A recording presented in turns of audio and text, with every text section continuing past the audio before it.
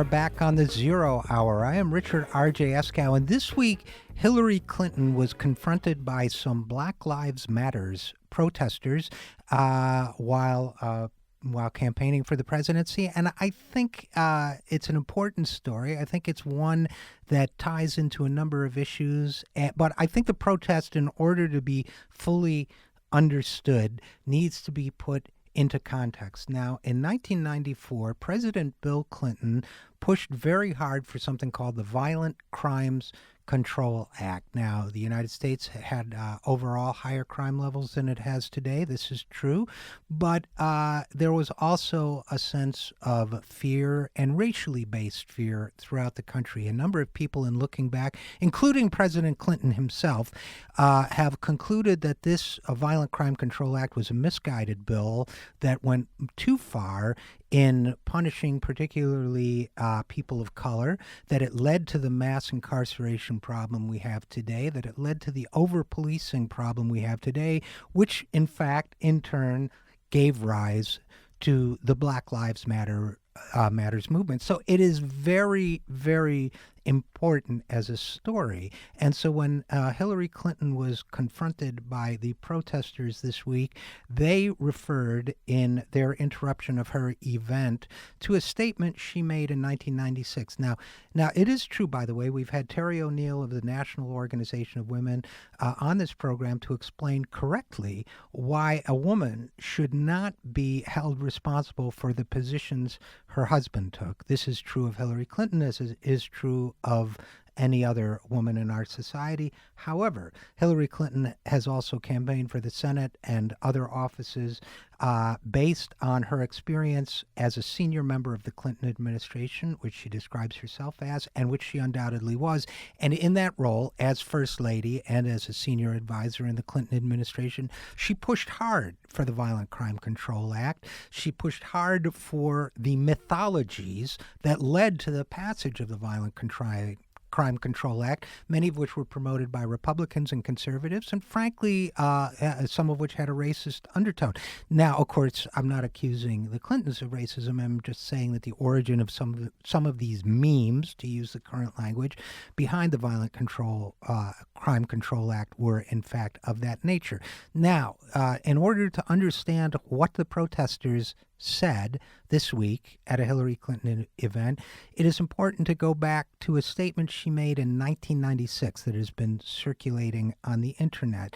This was a talk she gave at a university. I believe it was Kenyon University, but I'm not sure. But it was a Kenyon College, rather, but I'm not 100% sure. It was a talk she gave in which she indicated, let's just go basically and play. It was Keene State College. Let's go and listen to what she said in defending the Violent Crime Control Act, which she said was a good move by her husband.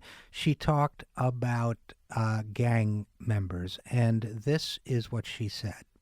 Not just gangs of kids anymore. They are often the kinds of kids that are called super predators. No conscience, no empathy. We can talk about why they ended up that way, but first we have to bring them to heel. And not just gangs of... So what then First Lady Hillary Clinton said, they are not just gangs of kids anymore, meaning gang kids.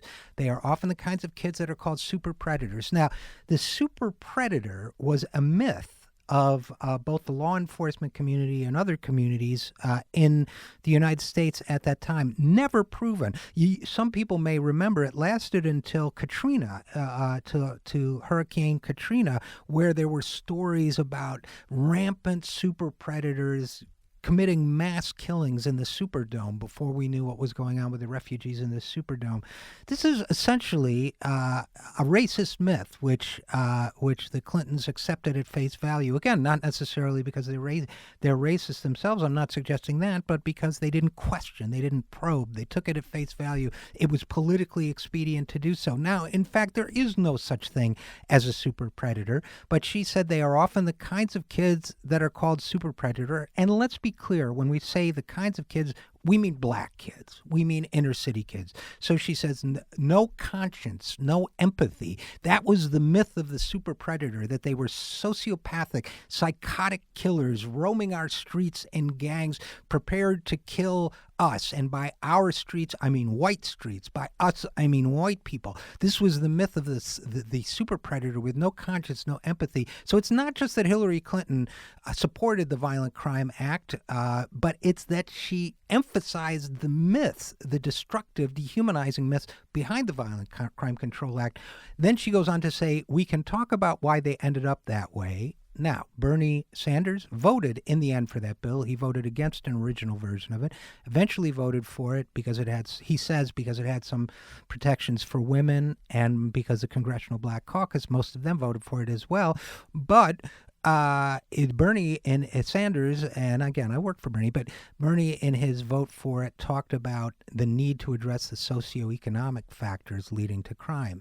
Hillary Clinton, by contrast, said, well, we can talk about why they ended up that way, but first we have to bring them to heel. Now, with all due respect to Secretary Clinton, who deserves a great deal of respect for her accomplishments in her career, that is an ugly turn of phrase. First, we have to bring them to heel. Heel is what you say to a dog. It's not what you say to a human being. So this was an ugly statement, all in all.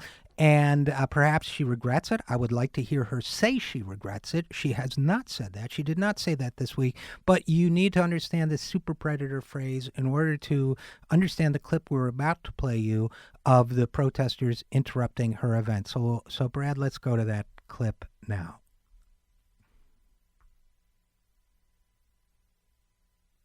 We're making sure that South Carolina became the first state with body cameras. There's more work to be done, but got to lay down these markers. You got to build toward common sense gun reform, criminal justice reform, and all the like. So I think we've got a very, I think we've got somebody saying here, we have to bring them to heel. Okay, we'll talk about it. I'm not a super predator, Hillary Clinton. Okay, fine, we'll talk about it. Can you apologize to black people for mass incarceration? Well, can I talk, and then maybe you can listen to what I say? Okay, fine. Thank you very much. There's a lot of issues in this campaign. The very first speech that I gave back in April was about criminal justice reform You called black and about super predators. You're being rude. Super predators. That's rude. That's rude. Now, do you want to hear the facts? You just want to I talk? know that you called black youth super predators in 1994. Please explain the record.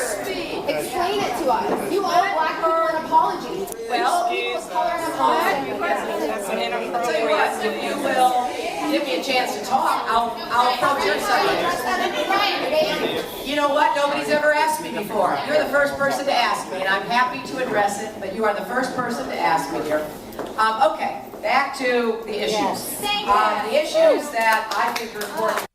Okay, so first of all, a couple of observations about this interruption. One, it's got nowhere near the press coverage that other interruptions of Bernie and others have gotten. And I think it deserves a great deal of press coverage because I think it's an important story, not just because of partisan reasons about I support this candidate or that candidate, but because I think the American people at large need to understand, and by that I mean white people, need to understand exactly how we created this mythology that led to this horrendous problem of police killings and mass incarceration. And I think both Clintons play a role in this, number one.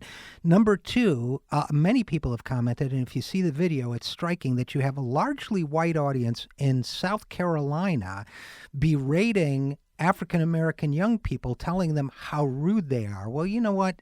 It's always rude when people stand up for their rights against the social order. You know who else was called rude in his time was Martin Luther King Jr. It was always considered civil disobedience was rude. And by the way, these protesters were also holding up a sign that said, "Bring them to heel," if I've got that right. So, secondly, or whatever number I'm up to. But you know how people on the radio always say firstly and secondly, and they never stick to it. Next point would be, and this is important stuff, folks, so please bear with me. Next point on this would be that she says, no one ever asked me that before. That to me is astonishing. If that is true, that is an absolute indictment of our news media, because she should have been asked. She should have been asked many times about it. We've seen all sorts of stories about how the Clintons have a special relationship with African Americans. Well, a lot of African Americans do support Hillary Clinton, but a number of African Americans, particularly younger ones, have substantial questions about that as well. They should, because it's younger African Americans who are literally on the firing line now. It is on the streets of this country. It is younger African Americans who are disproportionately represented in our prison population, where we have 2.2 million Americans incarcerated, where we have more prisoners, more people in prison in this country than in China, where we have a for-profit prison industry that makes money, in obscenity of all obscenities, makes money off of incarcerating our population. In fact, lobbyists for the for-profit prison industry gave large donations to Hillary Clinton until it became a public embarrassment for her and she turned the money back. So she definitely should have been asked about this question before. I would add to that there was a disingenuous element in her response in that she said, if you will let me talk, I will answer your question. The question being, why did you call us super predators? She did not answer the question. She did not tell them why she used that phrasing. Now, Bill Clinton has apologized for, to a certain extent at least, for the Violent Crime Control Act. He has said it went too far. I would say it was fundamentally flawed, but he said it went too far and led to the problem of mass incarceration. If he can say that, why can't Hillary Clinton say, she said she's evolved on so many issues. She's evolved on gay marriage. She's evolved on this or that. Why can't she say that she's evolved and that she was wrong to buy the sociological myth of the super predator? That would speak well for her. Now we are in a situation where South Carolina is about to vote for a presidential candidate. She very much leads in the primary there. So that state's voting will be done this weekend. By the time the weekend is over, so on Saturday. So the question then becomes, now that we are moving on to the rest of the states in that campaign, will she be finally asked this question? Why did she vote for it? She sort of sought to obfuscate the differences between herself and Bernie Sanders by pointing out that Bernie Sanders voted for that bill. He did. I think certainly in retrospect, and probably at the time, it was a mistake. I'm sure it was a difficult choice to make for anyone. The point is not whether one supported the bill. They both did. A lot of people did, as we say, a number of members of the Congressional Black Caucus, I believe a number of civil rights organizations. It was a mistake. I think we can say that, looking back. This bill was a mistake. Certainly the mythology, the ugly mythology, and phony or incorrect sociology behind it of social super predators, certainly that was a mistake. So if they can both agree that that was not a bill they should have supported, can't Hillary Clinton say my language was wrong? You know, Hillary Clinton has also said that I don't want to change hearts, I want to change laws. She said that famously in another discussion with young African-American activists. I would submit to you, folks, that you can't do one without the other, that laws only change when hearts change first, if they're important laws.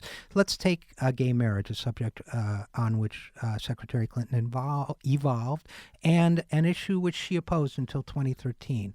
The fact is that gay marriage was legalized not because somebody passed a law.